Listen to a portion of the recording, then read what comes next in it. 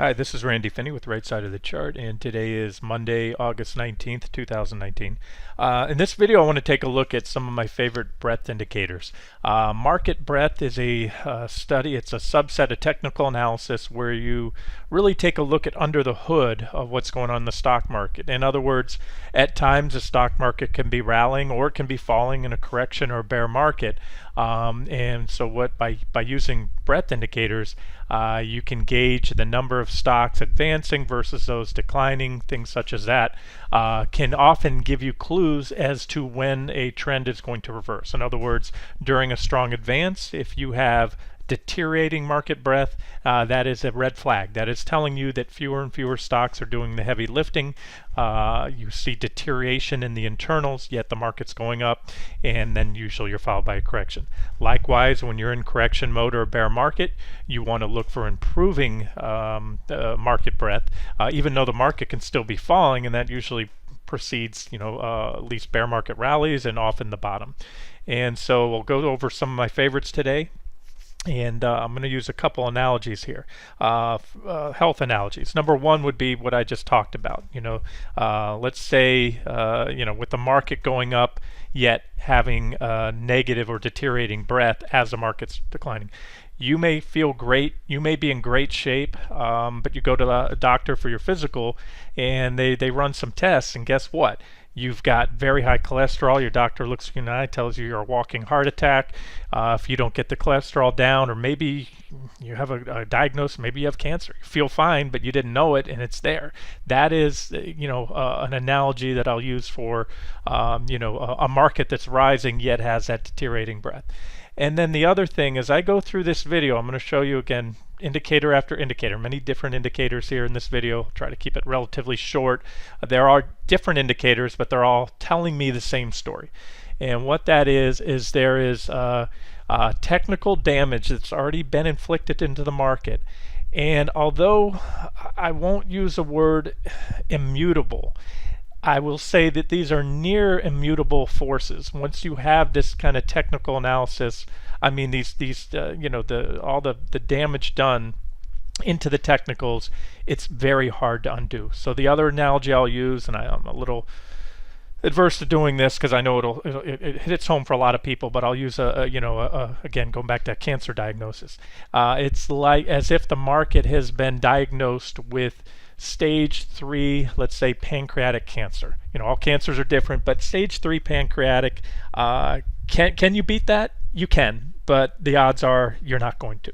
That's just statistics. So again, I know that analogy might hit home for some people, but that's the way I view the market now. Just like that, doctor may say you have 3 months or a year or whatever to live, and as we all know, or at least those of you that lost somebody to cancer or had it yourself, that window can vary widely. So you don't take it to the bank and say, okay, 3 months, well, here's my agenda for the next 3 months. No, that can be extended if things go well. Maybe you live forever, or many years afterwards if the cancer's beat, or it could play out sooner. So I just wanted to kind of convey my thoughts in the market that this damage, for the most part, has been done. And again, there aren't many certainties in the stock market, so anything is possible. But I'm going to run through these charts, show you the past, how things have played out, and let you be the judge of whether you think that the internals right now are indicating that whether we pop these highs I just focused about recently, everything that I've highlighted today, 60-minute charts, even a couple levels on the daily charts, that's all near-term stuff. And I tried to make clear in the post I made earlier today, if we pop the recent highs, take out the top of my max bounce target zones, which I've had now for 2 weeks, we've hit them 3 times, we're up there again. Even if we take them out, it doesn't flip a switch for me that goes, oh, well, now the market's bullish, we're going to go to new highs and beyond. No, I think the risks are still there. So at most, maybe cover my shorts. We might be going up another 5-10%. And again, anything's possible. So I'm not going to sit there and ride out shorts for another 20% up in the market. But we don't hit a magic number, at least not anytime soon, as long as we have these, the red flags that I'm going to cover here. So that's sort of my thought process. All right. Let's start out with this one. This is the NASDAQ Composite compared up on the bottom down here with the NASDAQ. Let's see, this is the NASDAQ, the NAAD, which is the NASDAQ Advanced Decline Line, which shows the number of stocks advancing minus the number of stocks falling, again in the NASDAQ. Okay, as we go over these charts, if I don't mention it, you can see the scaling on the bottom. These are the years. So this one goes all the way back to back in late 2003. Up here, if I don't make mention, of course, you'll see what index, and then each box, you're usually going to see a box up top like this with one chart, and then down on the bottom you'll see another one for comparison. So CAOMPQ is the NASDAQ. I did not use QQQ or the NDX because the NAAD, they don't have a comparable thing for the NASDAQ 100. The NASDAQ 100, by the way, the QQQs, which we trade, or NQ futures, those are the largest 100 companies within the NASDAQ composite. So to do an apples to apples, you want to run, the NASDAQ composite against the NAD, because that's the indicator for that particular, the NASDAQ composite index. All right, so you can see down, I showed you the time frames below, just so you know, this is the Great Recession, a 55% plus drop, and then you can see circled in red are all the, decent corrections. This one up until the recent one we had here was the largest correction, I believe, since the bear market started. I'm sorry, bull market off the 2009 lows. And then this one here was the largest, and that was, I don't have it shaded red, but that should be shaded red right there. However, the reason I don't have it shaded red, and this is interesting. All right, so what we're looking at, it's a daily chart here of the NASDAQ. You can see down below, and I've made mention of this before, we had large and building divergences heading into the 2007 market top that preceded the 07-09 bear market. We had a shot across the bow back here. It was a pretty big correction back in 2006. Market pushed on up to new highs and simply extended those divergences, made them even larger. And then the top came in the bear market. And you can see there's been some smaller divergences along the way, and divergences against the NAAD and the composite itself will lead to corrections within a bull market. And leading up to this big drop, again, we identified this drop in advance due to the technicals, the other technical analysis I use. Most of what you see on the site, price, trend lines, support and resistance levels, and analysis of the XLK, the technology sector, a lot of the other things that I'm covering day in and day out. But at that point in time, you can see here, we didn't even have, as big as that drop was, we didn't even have the divergence between the NASDAQ composite and the NAD. You can see the high was right here. What these green arrows show you, this is a healthy market. You might think I'm, negative trying to point out these divergences and corrections, but this is what I look for. During a healthy trend, you have, as you should, you have the NAAD, again, the number of advancing stocks minus falling stocks. You have it going up with prices, as it should be. That's a healthy stock market advance. That's when everything's healthy, good under the hood. You go to the doctor, you have a great physical. That's what that is. And then these are the red flags here. When you start diverging, again, divergence, just like I use it on momentum indicators, I'm using it here on breadth indicators. So at this point down below, again, the index just recently made a new high. In fact, we had divergence right here at this previous high, and we had that drop we just had. It was not about 9% in the NASDAQ, right? Well, not only has this kickback rally since, I take that back. This is the little 9% drop. This is the one that we had earlier in the year right here in April. So where we're at is the most recent high, just a couple weeks ago before we dropped, only extended this divergence. So we have negative divergence for the first time between these two, the NASDAQ and the NAAD, for the first time since this. And this was a nearly 2-year sideways grind right here, where the market went sideways for 2 years and had some very large corrections. Almost, in fact, quite a few indexes and sectors did have bear markets back here between 2015 and 2016. So again, it's a pretty accurate indicator, and that goes back to when I was talking about, this to me is let's call it a stage 3 diagnosis with, a condition that could possibly be negated and beat, but most likely won't. So to me, it's more of a matter of time of when these divergences manifest in the form of the next significant top. And being that we are now 10 plus years into the longest bull market and longest expansion in history, odds tell me that sooner or later, instead of just getting a correction within a bull market, one of these is going to, trigger a much bigger drop. But so that's that. Now I'll just go through the rest of these and show you some different indicators in addition to this one. So again, that was the NASDAQ Composite versus the NAAD. This is pretty much the same one. Again, NAAD, or this has the NASDAQ Composite on top, so you can see it scaling wise a little better, and this is the NAAD on the bottom. And again, you can see those divergences and the corrections. So without fail, you don't see a divergence, especially a clear, multi-month divergence that wasn't followed by a substantial correction. So this one, again, we didn't have it there. We had that big of a drop. Now we have the divergence, which indicates to me we're going to get a bigger drop than probably what we just had there.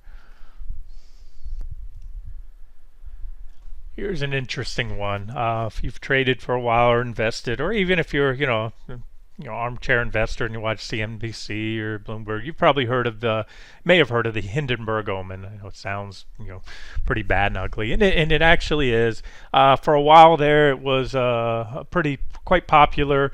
In recent years, we had a few, false signals where the Hindenburg Omen fired. Anyways, I won't go through it. I would suggest doing a Google search on it, and you'll get the definition, how it works, and I always say this, there is not a single indicator that's 100% effective. That's why I won't give certainties. That's why I won't say because of these divergences, and even if we get the trend line breaks and those longer term sell signals I'm talking about on the weekly and monthly charts that have yet to trigger, that doesn't guarantee a bear market. Nothing guarantees pretty much anything in the stock market. That I've learned, and you'll learn, trade long enough.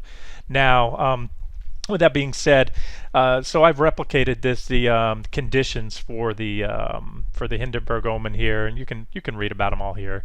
And so it recently fired, meaning it triggered. It's given us some decent sell signals. I'm just moving this chart over to it so you can see I have a zoom in here that tells me that I can see visually much closer up.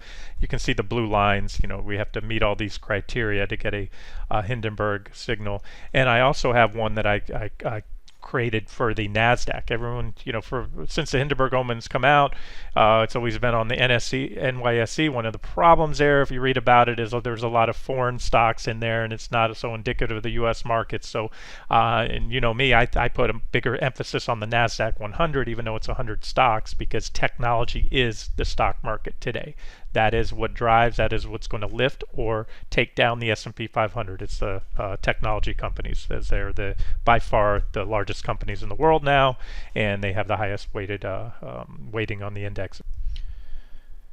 Okay, I had to pause the video there to resize this chart. There's a lot of things on here, so I've compressed it down to fit it into the screen capture. It fills a much bigger monitor that I'm on right now. But you can see, again, what I have here is I have all the conditions firing recently on my NASDAQ, Hindenburg Omen here. So that is, here, I'll slide this over so you can see those. I know you're not seeing the whole chart, so to the right of the chart. So I just wanted to point that out, and then look at it. I did a quick Google search, and you can read here, for example, remember we had that big drop, which again was forecasted by the technicals that I highlighted up until that point, and we pretty much zeroed in on the top. Once XLK, once technology broke, once QQQ broke down and SPY, we had sell signals, and that triggered the big drop, which most market participants had no idea why the market dropped back in last fall. And and of course media came up with all the reasons afterwards why it went down. But anyways, neither here nor there. What I find interesting as you read about it, there's quite a few articles. So this Omen, what I'm getting at, was flashing sell signals. It was giving the triggers back in late September. Remember, the top came in late September. right around that late September, right in the beginning of October. So you can read up on it. But what happens is, as I went through these articles, a lot of them question it, and that's what happens. That's what happens. Anytime you have an indicator that's worked a lot in the past, but then it stops working a few times, you had a lot of skepticism. Why? Because the market was going up. Most analysts are, trend chasers. A trend is your friend. The market's going up. It's strong. Oh, so that's probably a false sell signal. Well, no, that warned of the biggest drop again since the bear market started back in early 2009. So it was not a false signal. So in other words, ignore these red flags and warnings at your risk. They don't have to pan out. They don't always pan out. But in this case, it did. And again, the articles, just the few that I glanced, were all saying, don't worry about it, don't fret. This one, I don't know if you can see the top of the screen. Investors don't fret the Hindenburg omen. So this guy goes on and on to just acknowledge, yeah, it's firing and everyone's talking about it, but it's not reliable. Poor guy. He published that on October 5th. The market topped right around October 5th. It topped a few days before that, and then again plunged over 20% in the coming weeks. So don't fret it. Yeah, well, you might want to fret it. You don't have to bank on it. You don't have to put all your money into the fact it's going to happen. But again, I'm going over, and I'm doing this because those are breadth indicators. The Hindenburg is it's all about market breadth and things like that, or at least has a big component of that in there. Okay, here's another one. A lot of these are indicators that have been around for a while. The way I use these, some of these might be unique to myself. Like this one, for example, is the NAHL. That's the NASDAQ New Highs, New Lows Index. So that's what we're showing you. And as I said down here, while there's a fair number of brief whipsaw signals, I look for bullish and bearish crossovers of the 20-day EMA. This is the 20-day EMA, I should say, the red line here. So the black line is the NAHL, and then the red line's its 20-day EMA.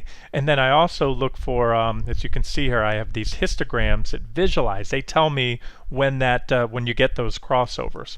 And I like to use divergence. In other words, when you use a histogram, you can use it on a pair of moving averages. In this case, I did it between these two. And when it crosses down below the zero line, that midpoint, then you have a cross over the two lines. If it crosses back up, it makes a bullish cross. And as you can see here, and this goes back, again, a long-term chart. So there's a lot of history here. The longer you can go back, the longer you can see how accurate it was, how many whipsaw false signals, and how reliable. Well, I have divergence leading up right here. This looks like a blip. This is not log scaling. At the very bottom, when I'm down here, this is the NASDAQ composite. This is at 55+% drop. So when you look at these, those are little blips in the market. No, that is, people were wiped out in that last bear market. It doesn't look like a lot here because, again, I wanted to focus on this indicator, use this as the larger chart. But these are all the big drops that we've had so far, and going back again to 2003. And without fail, you can see these divergences between the histogram. That's what I'm looking at, negative divergences.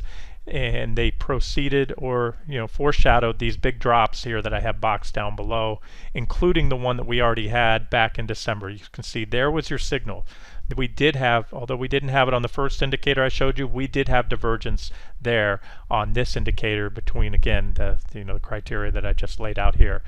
So that one's already fired, and here's another one. I'll kind of rifle through these faster. You can pause the video and look at them. And all these are off stockcharts.com, by the way, if you're wondering where these indicators come from. This is the NASI, the NASDAQ McClellan Summation Index. And as you can see, what I look for there are divergences, meaning the NASDAQ, or in this case I'm using it, you know what I did? I should have the NASDAQ down here. I had the S&P. Same difference because, they're going to move together. NASDAQ just goes up more when things are rising and down a little more when things fall. But you're not going to see S&P going one way for a month or two and the NASDAQ going the other way. They move in almost lockstep. And there it is. So those are divergences there, including the most recent divergence. That's what I wanted to point out. And here's another one of my favorites. This is the NAADW. That is the up top, what we're looking at here. It's the NASDAQ advance versus declining issues. So this line shows us the number of advancing issues versus declining issues. And down on the bottom is the NASDAQ. So what you're looking at when you see the line on the bottom going up, it means the stock market's going up. This was the dot-com bubble back here. It topped in March 2000. And you can see we had the stock market soaring.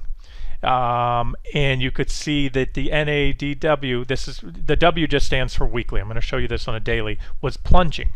What does that mean again? Why? What does all this mean? It simply means in this that market breadth was deteriorating, that fewer and fewer stocks. What was happening is the dot-coms were blowing up. .com, .gone, they call them. Pets.com, a lot of these names, they had no business model, no fundamentals, no, zero earnings, no prospects, but people were buying them because that's what was hot, and that's what people do. They buy what everyone else is buying, whether it's Bitcoin, marijuana stocks, or whatever. That's how bubbles are created. And again, it was forecasted. A lot of people said it was a bubble back then, those that, foresaw it. Not everybody. Obviously, the masses didn't think so, or that would have never happened. But a lot of people said it. But how would you know it's a bubble? Well, you can see. This is the technicals warned you. Now, as I'm going through this video, keep in mind, you might watch this video and say, oh my gosh, I got to short the market. The thing is, these technicals will warn of an impending reversal, tell you something's wrong, tell you that the market's been inflicted with this damage that probably cannot be undone. But the problem is these are not timing indicators. If you started shorting because of those divergences back here, you were wiped out. You could not have possibly ridden out that final blow off top. So you need to align this with technicals. And again, that's the stuff I'll go back to after this video that I cover day in, day out. Watch these weekly and monthly trend line breaks. Watch for a break of the recent lows, which we never had yet. We haven't had that third and final check mark I was looking for to get the next leg of selling. But these will kind of give you a heads up. Whether you're a trader, for an active trader, the heads up it might give you is, hey, we're going to have a trend. And this is a weekly chart. So this stuff is not swing traded. This is more trend trading. These charts are used to identify, as you can see down below, bull and bear markets. In this case, we're looking at the divergences, so we're looking at bear markets. There were a few corrections. Remember, this entire run has been a bull market, so these were corrections, but they were the biggest drops within the bull market off the lows. That, again, this doesn't look like a lot, this little box here, but that's the 55+% drop from 2007 October into the March 09 lows. So it's pretty big, and that, of course, was a big one, and we all know this was 20-something%, and all of them, without exception, they were all preceded by these divergences. And you can see the divergence that we had leading up on this indicator, on the weekly, to that high back in October of last fall, has not only been, it's still in place, it's only increased. We had a big drop, but guess what? Normally after the big drops, everything's reset. So right here, you had a green light. Once this correction happened, you no longer had divergence. The divergence was then taken out because at this point the market didn't make a new high till wherever it was right here. So a lot of times, and of course the overbought conditions will reset all that. So what happened, we had extreme overbought conditions there. So what that does is even if the market's going lower, it's only going to drop so much so fast. Just like back in 2000, you see that initial drop, it was about on par. In fact, it was larger because of scaling. It was larger than this drop here, and I'm referring to the drop back there. And then we had a big kickback rally, then we go down. So the point is, nothing goes down forever, but right now we still have divergences still very much in place at this point in time. And yet another one. I know it's looks like a lot more of the same, but they are different indicators. This one's the ADLINENAS, which is the NASDAQ Advanced Decline Line. So up top, that's the NASDAQ Advancing Declining Line, and these are the divergence. Down below is the NASDAQ, so this is leading up to the bear market, start of the bear market in 2007 to 2009. That you can see clearly the AD line declining. Biggest correction after the bull market started was right here. It was foreshadowed by that divergence there between the two. Then we had that big 2015 to 2016 bear/sideways market, and like the other one of the first one I showed you, we did not have divergence leading into that October high because the AD line was increasing, or rising, I should say, along with prices, and that's where it may have thrown a lot of market participants were caught off guard on that drop. They didn't see it coming. This time around, we do have. With this rally up, the market, you can see, has rallied up to this point with a severe divergence between the AD line and the market, which says that on the rally off the December 24th lows, all is not well under the hood. That's all that's telling us. Here's another one. As I said, there's a lot of different types of breadth indicators out there. This one shows you up top. You can see the NASDAQ new high to new low ratio. So it's the ratio of stocks making new highs to new lows. And again, I like to sniff out the divergences. You can see to the left of the chart leading up to the dot-com bubble, that vicious bear market from 2000 to late 2002. It's to the left of the chart. This goes off. You can't see the left of the screen. I don't have it zeroed out. There were steep and clear divergences leading in. So there were red flags up the wazoo. Had you known technical analysis back then and used it, you would have seen that not only a bear market was coming, but from the magnitude of those divergences and the exuberance and the really the fundamentals. There were just a lot of red flags back in 2000 that said, hey, we're going to have a bad bear market, and we did. And then go fast forward, again, we're talking decades here, and you can see pretty much without fail, I have all the divergences marked. There, it doesn't look like much. That's the big bear from 2007 to 2009 and all the corrections in between. And you can see here we are. We've come full circle right here, leading up in this particular indicator to the October 2018 highs last fall. It was foreshadowed by divergences on this indicator. What's happened since then? Yes, the market went on to make a marginal new high, but it did so by simply extending the divergences that started from that point back here. It's just an extension of the divergences. And, if you're looking for the glass half full kind of thing, I'm pointing out, things to look for tops. This is what you look for, for bottoms here. See the blue line, that's why I put it there. You can see that usually marks or comes close to marking, except in a bear market. So you had it hit here and you had a low there, a big tradable bear market rally. Could have easily got in and out, but all wasn't said and done till here. Once the bull market started, you can see usually during a bull market, or at least during this bull market, I should say, you can see we've had those tags and then we want to step in and buy. Now the problem with that is, you might say, yes, we had one back on December 24th. That was a buy signal right here.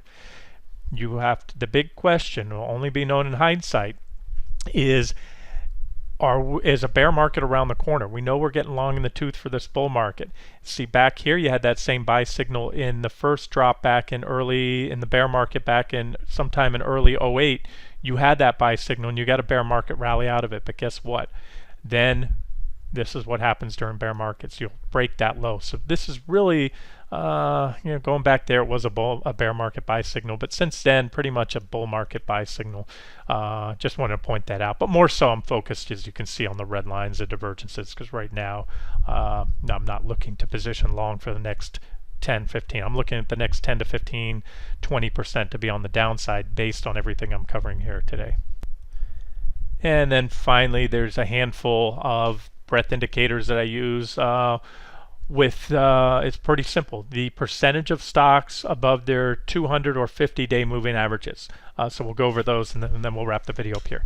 This is the NAA 200R. So what we're looking at up above, you have, as you can see right here, let me grab my box tool, the NASDAQ Composite Index up here, and down below, this is the percent of stocks in the NASDAQ trading above their 200-day moving average. So very simple stuff. And as you would imagine, during a strong advance, you want to see more and more stocks trading above their 200-day moving average. But then at some point during a rally, things start to change. And again, it takes a while for these deteriorating fundamentals to play out in the form of a correction or a bear market. And so that's what divergences tell us. So at this point, you can see where was that back in, since we have the stock market up here, that was the high in October of 2007 and before the last bear market. This was, again, it doesn't look like much, that 50+% drop. And you can see leading up to the highs, you could see the number of stocks trading above their 200-day moving average continued to fall as the market went on to make new highs. That was simply Apple, Amazon, Facebook, those beloved market leading stocks, whoever else was the top weighted back then. That's where more and more people went to go because that's where the growth was. They thought those companies were invincible. But then there was, selling or deterioration underneath the hood. More and more stocks falling under their 200-day. So again, you got the correction. It reset things. Conditions overbought went from overbought to oversold. There were a lot of values. Bear market was over. Great. Until this point, you started to get that divergence and a correction. You can see the rest of the arrows. Divergences, corrections. Small divergences, sometimes small corrections. Remember, these are also corrections within an ongoing bull market, so you're not going to have the big drops here, little divergences.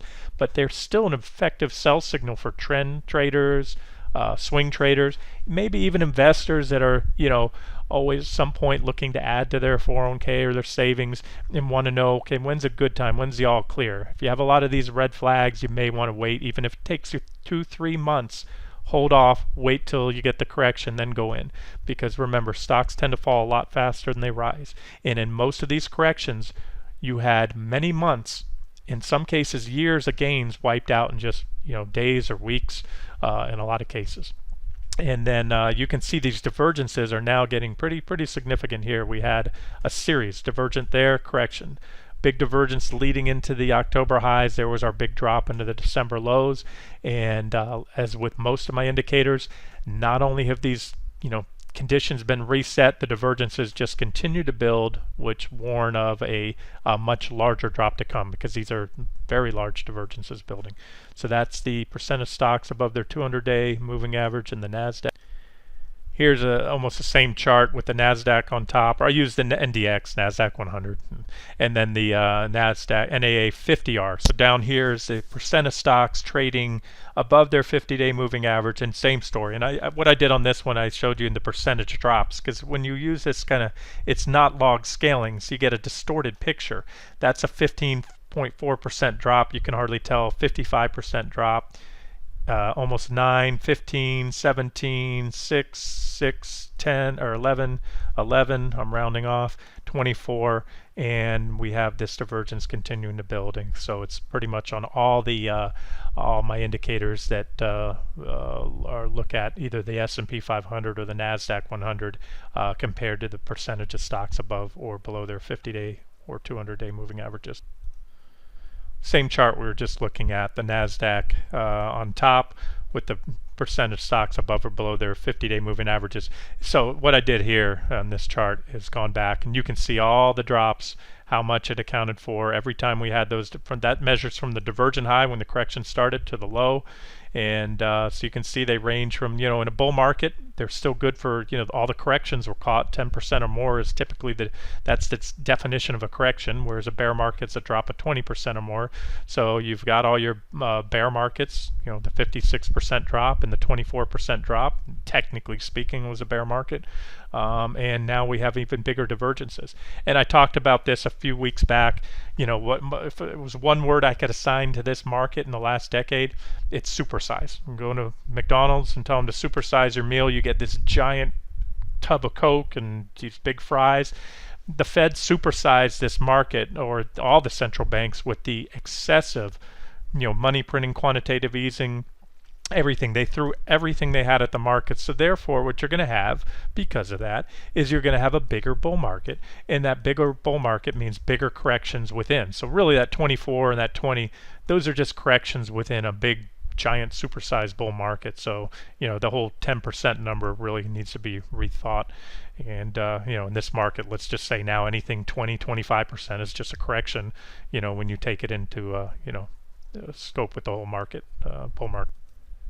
Okay, and that was all NASDAQ. Same story. You can screenshot this chart. It's going to show you the same thing. This is the S&P 500 up top against the percent of stocks in the S&P 500 trading above their 200-day moving average. Same divergences that I just showed you in the NASDAQ. I just wanted to show you that those divergences are not specific to the NASDAQ. They're also very, very clear right now in the S&P 500.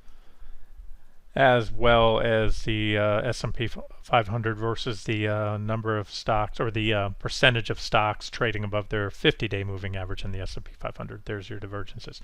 Okay, so we'll wrap it up here. The story is, as I go through these breadth indicators, almost all of them are telling the same story right now, and that we have the same type of divergences that historically have had virtual close to 100% effective rate of telling us that a significant correction is coming. Again, some larger than others. Sometimes it's the scope of the divergences. Sometimes it's where we are in the market cycle. So only time will tell if these divergences play out. But as of now, we've only had a relatively small move off the top. It's been about a 7% drop on that first leg down in the NASDAQ 100.